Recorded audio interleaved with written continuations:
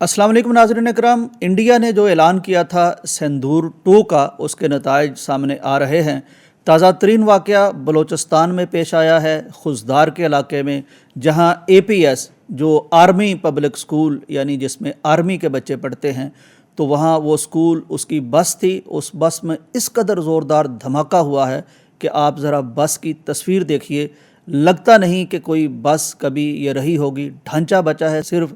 इसमें काफ़ी सारे बच्चे, बेचारे फूल से बच्चे, किताबें लेकर, कापियाँ लेकर, बस्ते लेकर, कलम लेकर, टिफ़न लेकर, लंच लेकर वो स्कूल के लिए जा रहे थे।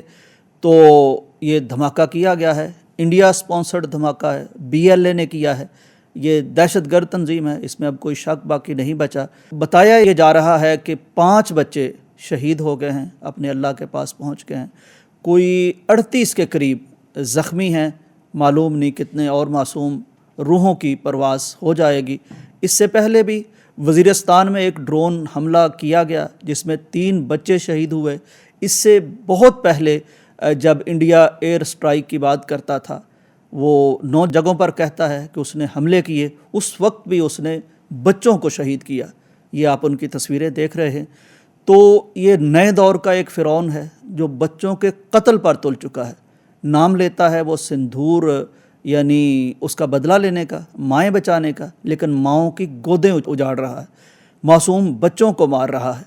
ये सूरत हाल है। इंडिया जब मैदान और महाज पर मुकाबला नहीं कर सका और पूरी दुनिया में उसकी थू थू हो रही है, तो रिज़ल्ट्स ये सामने आ रहे हैं कि वो हमारे बच्चों को कत्ल करने पर तुल गया है।